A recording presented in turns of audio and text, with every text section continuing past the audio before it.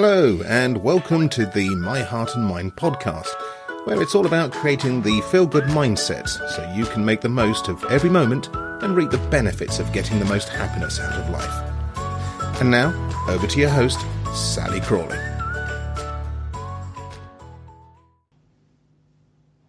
I'm Sally Crawley. I have the heart of a warrior and I love cats, coffee and cars. Together we're going to explore the art of living happy after a cardiac event or a heart health diagnosis. This show is about helping you to get your emotional power back, to gain control of your life, your mind and your body. After a heart attack, cardiac arrest or when living with heart disease, it's not just your physical body that has life-altering changes and needs rehabilitation. Your emotions and your world can be in turmoil too. My show focuses on your mindset, your thoughts and your feelings, so you can feel good now. It's about supporting you to make the lifestyle changes that will allow you to love the life you live. Quick disclaimer. If you have any concerns about your health or your heart, then get medical advice immediately. My work is not intended to replace conventional medicine. It is complementary. Welcome to episode 9 of the My Heart and Mind podcast. Thanks again for joining me. Prior to my heart attack, I always associated heart disease as being an older person's illness, and I thought it was mainly menfolk that had experienced it. How wrong I was. As they say, you live and learn. And today's interview is with Eliza Bell. She is 22 now and will open your eyes to life as a young person living with a congenital heart issue. In February 2019, Eliza had a successful heart transplant at Papworth Hospital. This based in Cambridgeshire in the UK. It was a life-saving event that focused her on fundraising and being a patient advocate.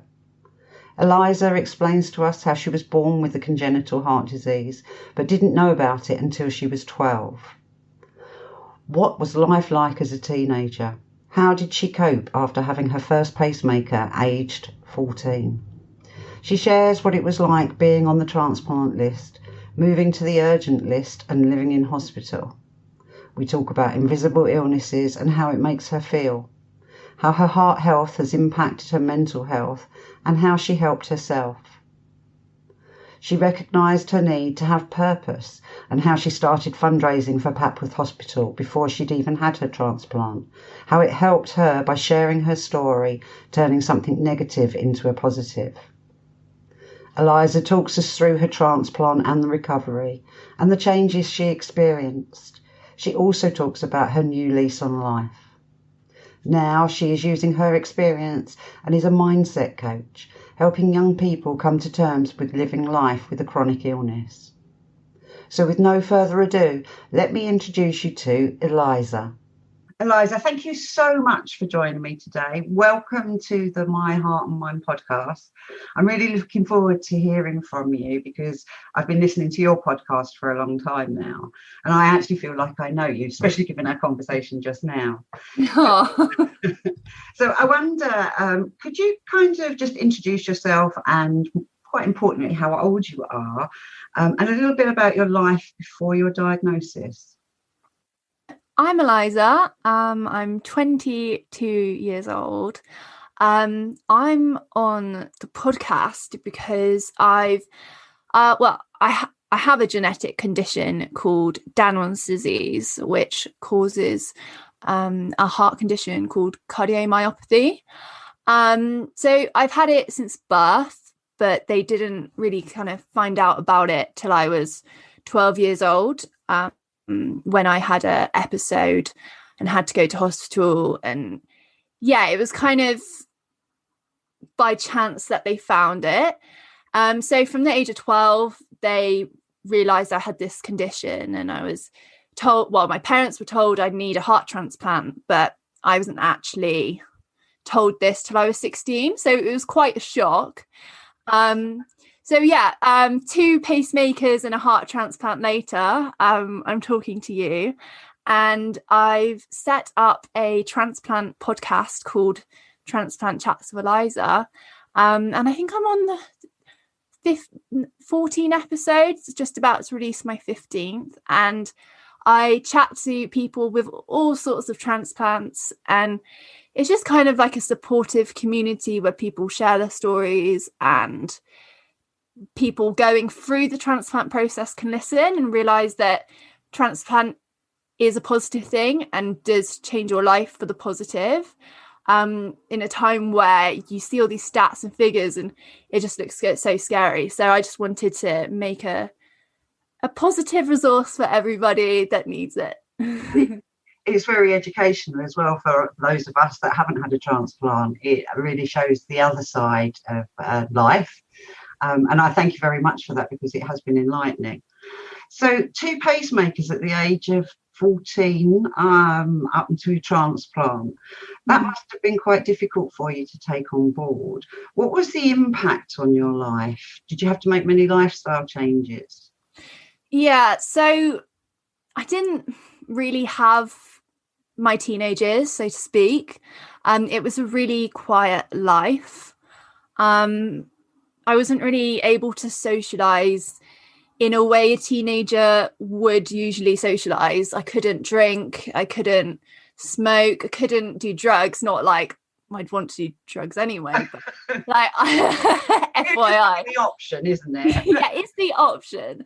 So I probably came across as quite tight and recluse to a lot of people, and obviously going to parties, everyone's drunk and I'm there like sober. But yeah, it wasn't the most fun time of my life. There was lots of appointments in hospitals and seeing my cardiologist, and him telling me my heart was getting worse and that my heart was that of a 70-year-old. And you know what? I'd see 70-year-olds outside, like they'd be on the opposite side of the street and they'd be walking up faster than me. And I was just like, what has my life come to? Yeah, so I kind of buried my head into a lot of studying in those years. I missed a lot of school after my episode in 2010 when I was 12 years old.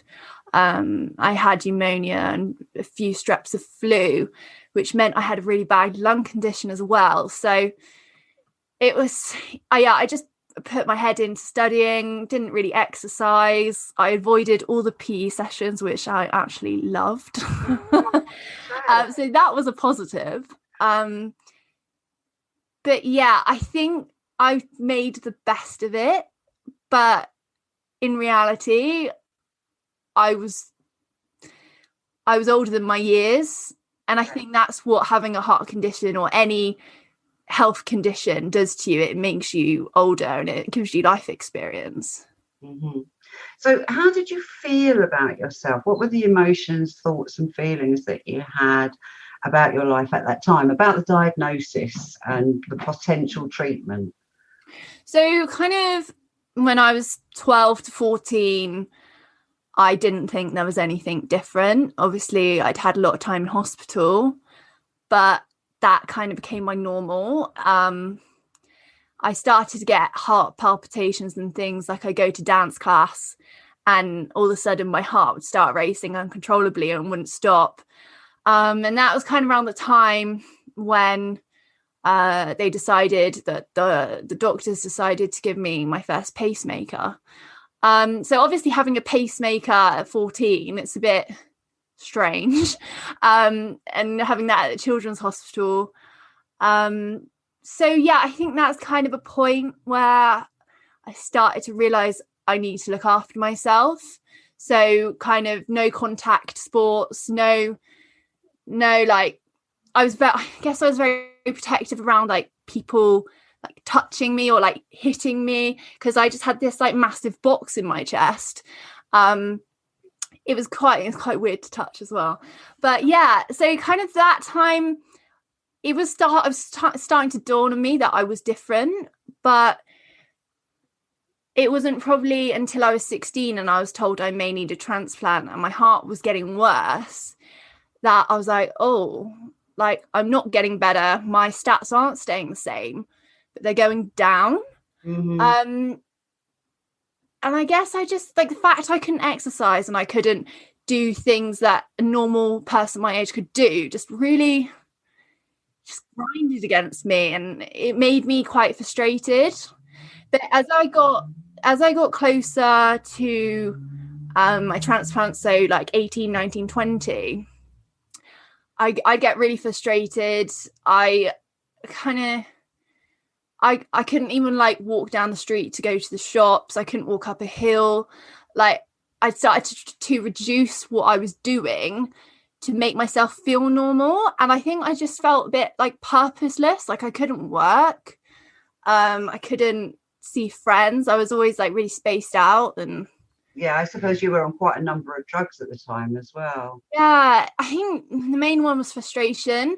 I kind of felt like, why me?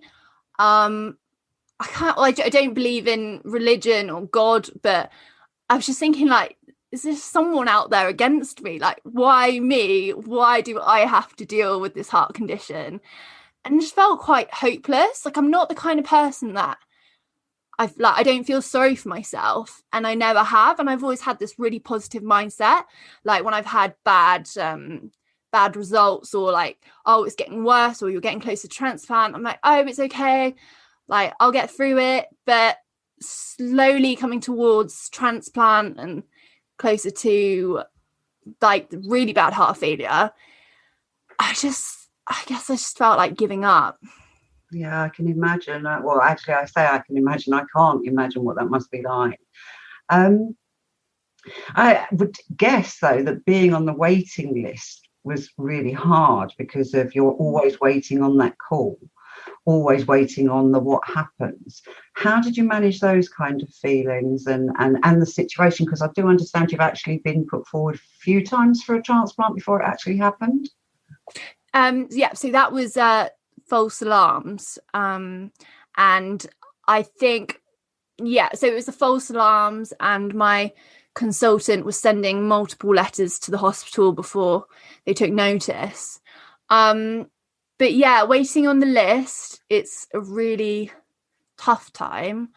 You don't know when there's going to be a call. You could be in the bath and get a call. You could be out walking, or like, probably not walking in my case, but you could be outside getting a call. You could be like cooking dinner. Like, it's just, you're in your normal environment, and then all of a sudden this phone rings and you see it's an unknown number, and you're like, your body just goes into like this adrenaline state.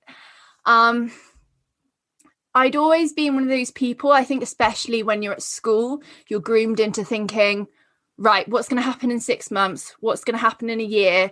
What am I going to do at university? What am I going to do after? What job am I going to get? You're always thinking really far ahead in the future.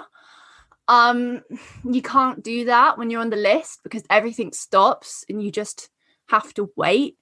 And that I found really hard. I learned that you literally just have to take one day at a time. There's no point planning things weeks ahead, because I just never knew how I was going to feel. Yeah, it was just like, focus on the day I was on, appreciate the day I was in. Yeah, just enjoying being with my family. Not many of my friends lived nearby, so it was quite a lonely existence at that time, and I did feel quite isolated. I think being on the list in general was quite isolating, because your family, they don't fully understand it, but they try to, but your friends don't really understand, and it's really hard to like tell them and open up when you're in such like a strange headspace. But yeah, like, I was very lucky that I didn't have to wait for too long. I was put on the list in October, and then I had my transplant in February, late February. And that was also with a month on the urgent list, is where you stay in hospital and you have a dopamine drip and you live there waiting. That must have been hard, because you were even more isolated then. See, you'd say that, but when I was at home, I hardly saw anyone. I just saw my mum and my dad, and then maybe an odd friend here or there. But in hospital, you have your ward round in the morning, which is like 4 or 5 doctors who you start to get to know really well. And then you have all these nurses around you. And like, especially at Papworth, these nurses are so lovely. And I think that actually got my spirits up, and having people around me all the time. I was at the old Papworth, which was all wards, so there wasn't much privacy. But yeah, the new Papworth, they're all private rooms, so you do have more privacy. But having all these nurses like popping in, and you get to know them, and like you'll have like little chats about, well, what they've done on their holidays, or what kind of pet you have. And you can like tell them if you're having a bad day, and they'll try and help. So I actually found being in hospital more calming and enjoyable than actually being at home, being scared my heart was going to go off, and I was like an hour away from like the local main hospital. Sounds like it's kind of, it's quite enlightening hearing you say that. But all of that going on is quite social, isn't it? Where that's the thing. I think you need to buoy yourself up a bit. And there's that safety of being in a hospital, like you say, it's secure. I guess for some people on the transplant list, they still feel like they can go out for a walk and they still have a bit of strength. But for me, I had honestly got to the end of my tether, and I was ready to die. And like all I did was just sit in my bed and stare at my wall. I had no energy. I didn't even have energy to watch a telly or listen to the radio. Like all my senses had gone. Like listening to things would like just enroach on me. Like my taste buds had gone, and I couldn't eat anything. I think the only thing I could eat was ice cream and Chinese takeaway. Somehow I could still eat Chinese takeaway. And, like my eyes, like I just get really foggy eyes, and like I think they're called drifters, where you get these things in your eye that kind of blur your eyes up. And yeah, it's just like my whole body was giving up. So actually being in hospital and having people around 24/7, it was the best thing for me, at least. I know some people will be like, oh my God, that's my worst nightmare. But I think it depends at what stage you're at, really. Yeah. So you mentioned that you were ready to die. That sounds like a very, very sad place to be. And yet I'm here talking to you now. Have strategies and ideas and things like that you were putting into place to change your mindset, or did you have medical support or anything like that to help you through? So do you mean mindset before my transplant or after? Yeah. No, before. Oh, before. So yeah, I at the start of assessment and the transplant, I was still in quite a good place. By the time I'd had my assessment and they told me I need a heart, kind of it hit me a bit, because they say to you like, oh, like 80% of people that come to us, we'll tell them to come back in like 6 months and we'll see how they're doing, and you're not actually ready for the transplant. So I went in there like, oh, it's fine. I won't need it. I'm young. Like I'll be fine. And then they tell me that, yeah, your heart's really bad and your heart cannot support you any longer. You need a new heart. And I just had about 10 doctors like staring at me in this tiny hot room. It was like July 2018, and it was so hot. And it just like I just kind of realized that, oh wow, this is actually happening. Like there's 1 in 10 chance of dying. Like your average lifespan is 15 years. Like I thought a heart transplant was the end of my life rather than the beginning. Yeah. So from that, I'm a doer. I like to sort things out. So I was like, okay, I'm gonna get a counsellor, just to kind of sort my like head out with this. It's a lot to figure out. So I did see a counsellor every week for a good couple months, but transplant is such a tricky thing, and I think if you have a really good counsellor that is well trained and knows a lot about health conditions, great. But I don't think this lady did, and I say a lot of things to her and she just didn't really know what to say. So that wasn't so great. And I didn't get offered any psychological help from the NHS at this point, which they probably should. But I think I came across as like, it's okay, I can handle it. I was quite defensive. I didn't cry at the assessment. Like, they're kind of like waiting for you, like, to see if you're going to cry and see if you're going to bottle it up or let go. And I didn't, because I didn't want to cry in front of the team. So maybe they would have if I'd been a bit of a wreck. Yeah, so that was the counselling I had. And then I was taken in on the urgent list. And so I went up for a day appointment to see how I was doing at the end of January. And that's when they admitted me into the hospital. And as part of that, I think my brother went to the team and said, look, like, my sister's really low at the moment. I was very low by this point. Is there anyone she could talk to? So they got like their head psychotherapist to chat to me. And she basically started with like, she's very straight to the point and just asked me like, hey, do you ever think about dying? And I couldn't lie to her. And I was just like, yes. And she's like, what do you think of? Like, why do you think that? And I was just like, I don't feel like I have any control over my body anymore. And it doesn't feel like it's going to change. And I can't get any sleep. Like, I can't stay awake. And I feel like the only thing I have control over is to overdose on my blood pressure pills. Like I'm not going to do that. Like, obviously, I'm not silly enough to do that. But it was like in my mind that, like, if it had not got better, or like I was getting really, really, really ill and there was no heart coming, like, it was like, that was like in my head, that was my power. And I think that probably was the thing that tipped them off to like keep me in hospital.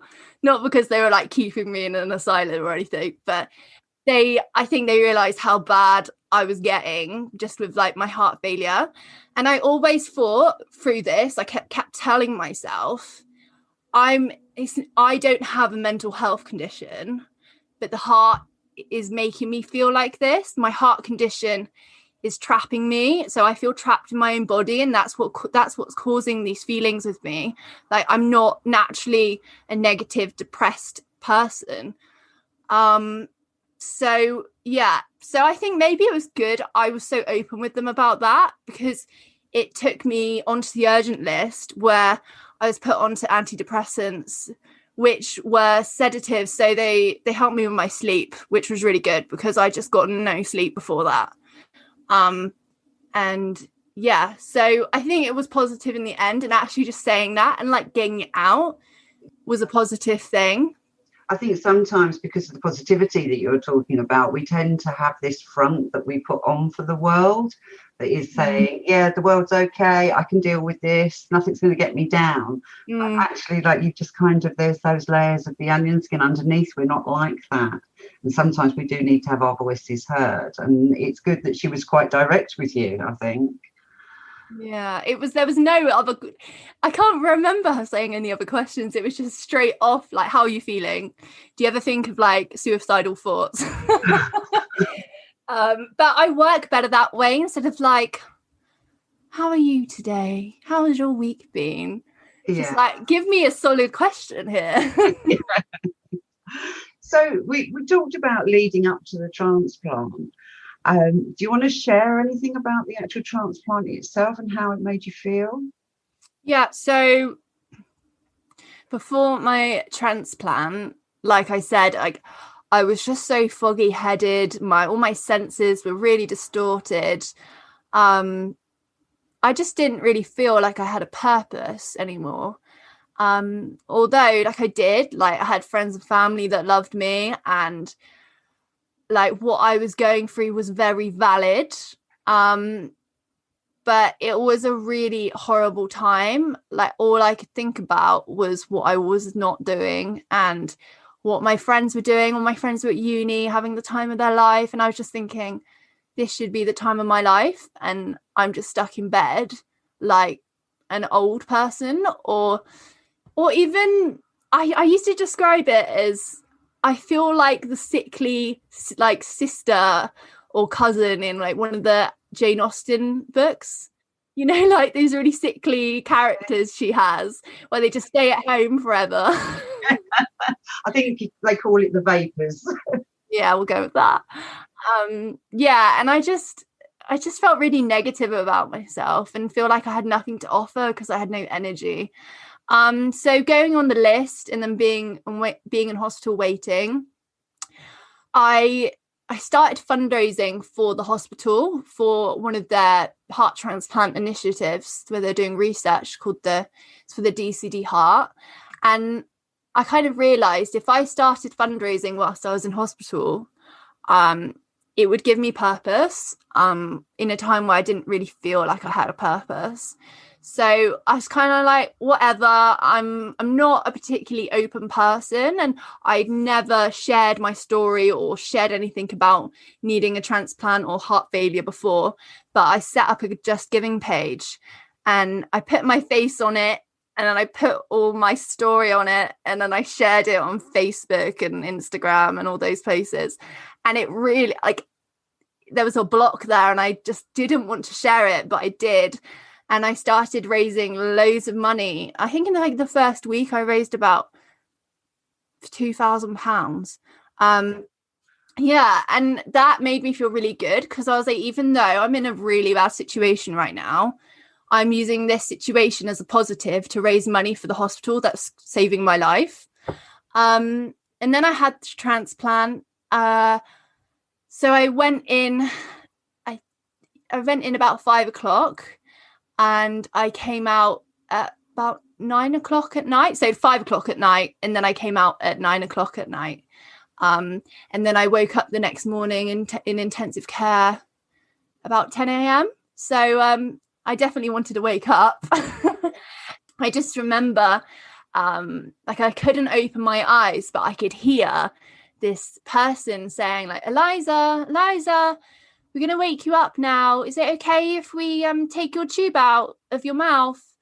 Like, is that okay? And I just instinctively, I was starting to use my hands and like, I don't know what you call it, but you know the sign where it's like, yeah, that's good, kind of where you put your thumb and your first finger together. Oh, yes. And then I was putting my thumbs up, and I can remember the feeling of this like tube coming out my mouth and like just spluttering everywhere. And then slowly kind of trying to open my eyes, and then they just flop back down because I was so sedated. But yeah, I remember like waking up a bit more and then kind of being like, oh, I'm in intensive care. And then like looking down and then just this flush of relief coming over me because I'm like, oh my God, I've had a transplant and I survived, which was pretty amazing. And then obviously my parents were coming in and out and my brother. And then I'd have a nurse with me 1-to-1, 24/7 all the time. But it's quite a surreal place to be when you're awake because it's an open area and you can see all these other people on life support machines. Yeah, and it's like being on Holby City or something, but you're actually there. Yeah, I actually had that Holby City moment when I was taken into Papworth, so I kind of get that. It doesn't really feel like it's happening to you. Oh, 100%. It's like you're watching a telly and your eyes are like the camera. It's kind of like an outer body experience. But yeah, I mean, it's very humbling being in there quite awake. And obviously over the days, I think I was in there for 6 days and I was getting more awake and starting to move more and starting to eat. And you're seeing all these people around you that are like fighting for their lives. and then you'd hear their stories, because obviously my parents were out in the waiting room with the other families, and it's like a real kind of community forms at that time, because you don't know these people for Adam, and then you're put in this room waiting to be called up to visit your loved ones, and you have all this time to like share stories, and it's a very special thing, and very supportive of each other. Yeah, definitely. So after 6 days, I got taken back to the normal ward, which at the time was Mallard, but I think it's called 5 North now. Yeah, it was all kind of about learning from that point and moving as much as I could, and eating. And I mean, but you have so many medications in your body, and steroids and immunosuppressants, and they're trying to like balance out like blood levels. So like you have 1 minute you're hysterically laughing, the next you're crying, and then next you have like an Adaport headache, which is I call it. What was that you called it? An Adaport?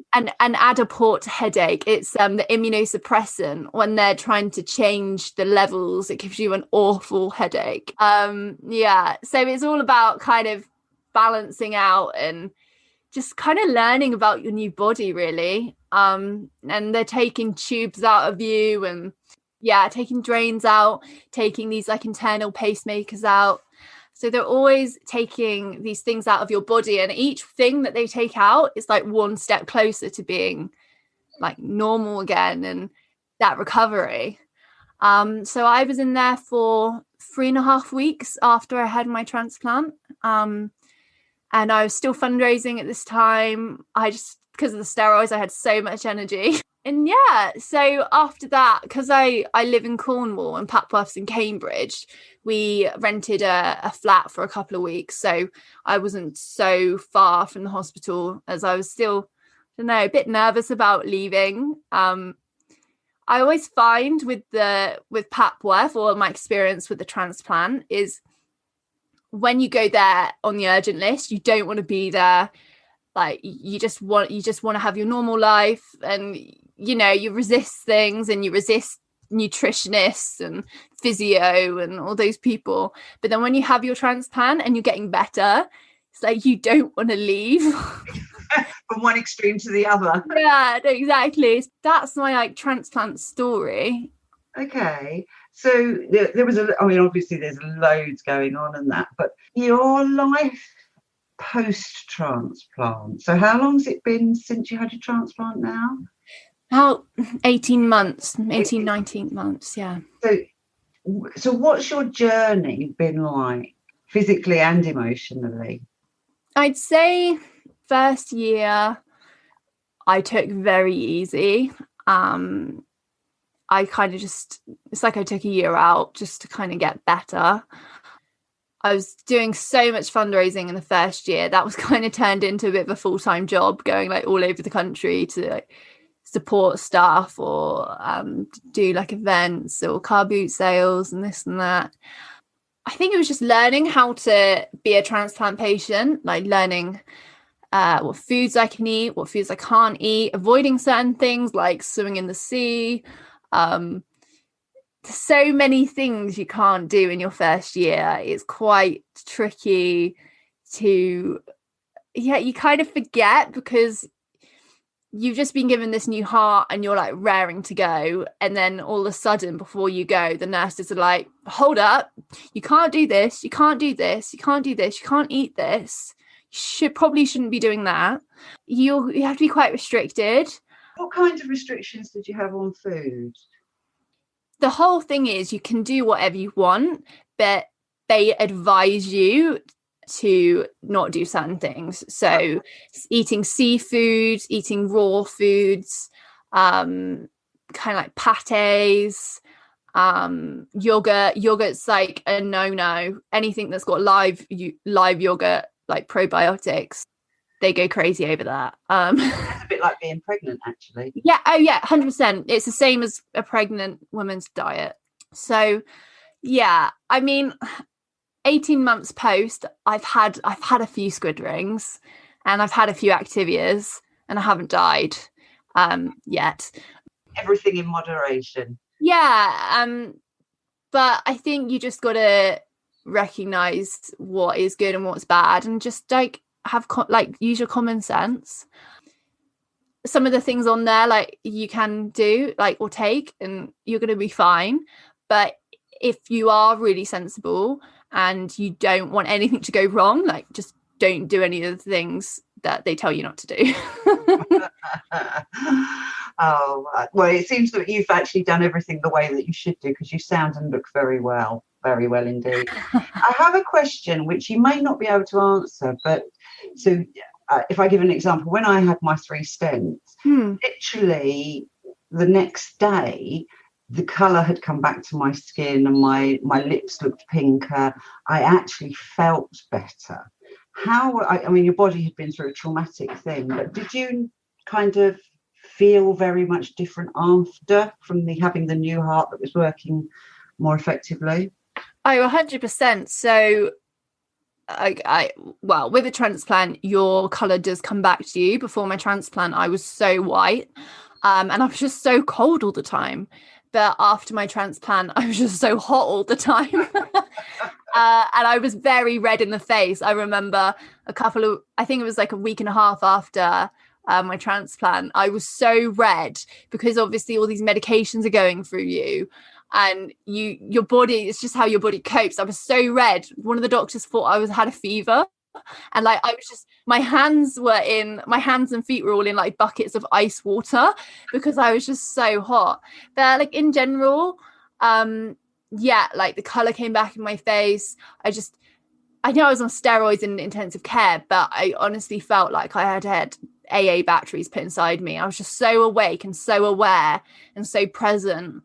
Whereas before, I was kind of just half there, half not, and I was sleeping all the time. Whereas after transplant, I could not go to sleep. I just be awake 24/7, and it was quite strange.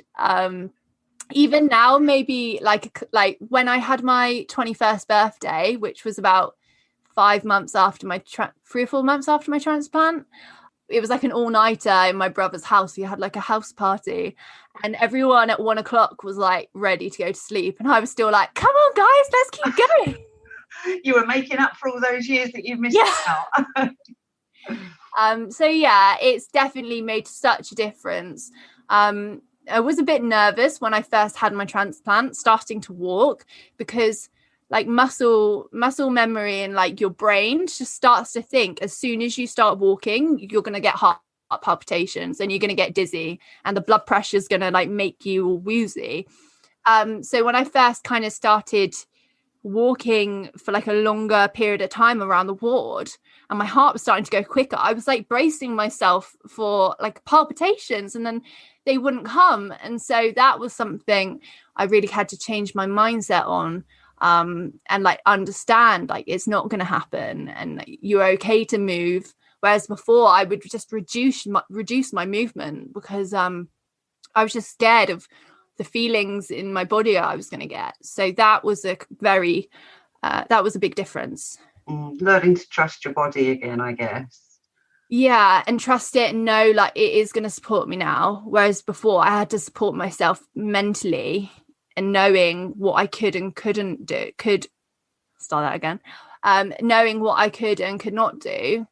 Whereas now I could just walk and not even think about it, which was amazing. You're taking it for granted, like we all do. Yeah, exactly.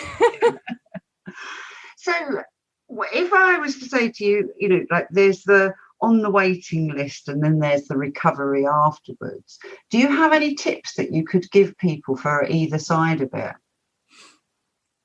So pre-transplant would be literally take every day as it comes. If you're feeling really awful on one day, try not to think, oh God, this is me now for the rest of my life, because you'll probably have a good day a couple of days after, and just listen to your body, because if your body's telling you to stop and you keep going, you're only gonna feel worse later on. Whereas if you stop and just listen and respect your body, then you probably will have a good couple of hours, a day or so later. I'd probably say write down any symptoms you have, any feelings you have a diary just for those things. So if you feel like you're getting worse, like you have proof, and you feel like you have control if you have proof, because you can take that to your doctors if you're feeling particularly worried. And I think that's really important, because they can then identify if you're getting worse. So, and it's just good because you can like realize that, oh, I'm not just feeling rubbish for no reason. I'm feeling rubbish because I've been having like constant headaches. I've been getting like pins and needles in my hands and feet all the time. And that, I think it just gives you control, which does make you feel more empowered with your condition. You can have better conversations then, can't you, with the medical team? Exactly. And then the medical team take you more seriously, because it's not like, oh, so-and-so's rang up again saying they don't feel well. Whereas if you ring up and you're more confident, you're like, right, I don't feel well. I have this wrong. This has been happening. My weight's gone up, and I've been really dizzy when I've been getting up. They'll take you seriously then, compared to if you just go, I'm not feeling well, and they've got 101 things to do. And if they don't have any extra evidence, and like there are 10 other people that have said the same thing, that's going to make you stand out and make you heard. Post-transplant, again, listen to your body. You're going to have really good days and then really bad days. This is something I was told before my transplant, and you just have to embrace that, especially with the high dosages of steroids at the start. They do really mess up your emotions and make you quite erratic, and then really happy, and then really sad.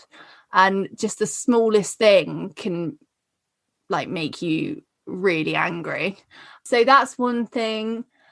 I'd say, don't wrap yourself up in cotton wool. Your body is going to be way more capable than you think it is. And you've probably been wrapping yourself up in cotton wool for so long. Just go walk that extra bit further. Maybe do some exercise a bit more intense than you think you can cope with, because you can always stop if you can't. But your organs want to be used. They want to be pushed, and that's how they're going to stay healthy and like working for hopefully like as long as possible. Well, I think what you've given is excellent advice. Self-care, acceptance, journaling, making sure you've got notes and things like that. They're all things that I definitely think would have been in my tick list of things to do for yourself. When things go wrong and you're feeling really down, it's really easy to think it will be like that for the rest of whatever time there is. But the reality is that the key thing is everything changes. And while you're feeling like this now, tomorrow is a different day. Everything changes. This too will change, I think, is one of the proverbs that I kind of live my life by. So what about your future? What are you looking forward to now? So since transplant, it's one of those things. I was in heart failure. I thought I was going to live with my parents for the rest of my life. I didn't even really think about a future, because I didn't want to get my hopes up thinking, oh, I'm going to do this when I get better, I'm going to do that. Like, I just didn't even want to do it because I didn't want to disappoint myself. So when I actually had my transplant, I couldn't cope with the amount of possibilities of things I could do. Overwhelmed. Yeah, and especially on steroids, I was on my hospital bed, and I'd have nurses coming like by checking in on me, and I'm just like, I don't know what to do with my life. I'm like listing all these potential things that I could do. When I got out of hospital, I just kind of focused on just getting myself better and stronger. And then say this year has been kind of the time where I've started to think about what I really want to do and what's going to make an impact and what's going to be something that I love to do. I think having a transplant, you don't know how much time you have, so you want to make the time on this planet worth it, and you don't want to be doing a job that you don't enjoy. So I'm very good at telling people what to do, and I'm quite good with ideas and like chatting to people. So I've gone down the route of training to be a mindset coach, and I've just set up a business whilst training called Rare But Understood. And I'm going to help young people with long-term health conditions come to terms with their conditions, understand their purpose, identify their beliefs that are negative and maybe aren't helpful for them, and make them feel more positive about their condition and acceptance, and feel more grateful and be happy about the little things and not get so caught up in their condition and the world being against them. There's something about moving from being a patient back to being a person. Yeah. And so I feel like I've got both the sides of the coin. I've gone through the chronic illness experience, and I still have chronic illnesses. I have bronchiectasis, and just because you have a transplant doesn't mean all of your health conditions are fixed. You now have other health conditions like potential diabetes, cancer, like so many things can be caused by transplant. So it's kind of having that experience of being a patient and now being able to use that in order to help people still going through that or being in a particularly bad space, and being able to use my own like methods and ideas to help them on their journey. The thing is, like, I don't think there's many people out there who have chronic illnesses that can do this job, because people with chronic illnesses are tired. They don't have energy to help other people with chronic illnesses. So I feel like I have the best of both worlds, where like I'm not as tired as I was, but I still get it. And I think that's what people with these conditions just want, someone that understands them and gets it. Because like you said, doctors and nurses and friends and family, they don't, because they haven't experienced it themselves. So yeah, so I'm really excited about that. Yeah, I am too, and I think it's admirable, and I think that you're definitely the girl for that job. And so many young people don't get the support because it's that unseen, isn't it? People don't realise what people are going through. And definitely invisible illnesses, especially if you're young and you have an invisible illness, you get so much like negativity thrown towards you. Like the amount of times I've had negativity thrown towards me, whether I had once I had a blue badge in my car and I went and drove into a blue badge space, and you get out, you have some nice clothes on, you've done your hair and you have makeup on, and people like look at you like you've done something illegal, and you have a badge in your car, and it's like, wait, no, I deserve this spot. Just because I'm young doesn't mean I don't deserve this spot. And then kind of coming back from holiday in Turkey and being in the like disabled queue, so I had fast track, and like this like woman like verbally abusing me and my mum because like we look normal, and it's like you can have an invisible illness and still need to be in this queue. Yeah, it's walk a mile in my shoes, isn't it, before you start judging me, I think.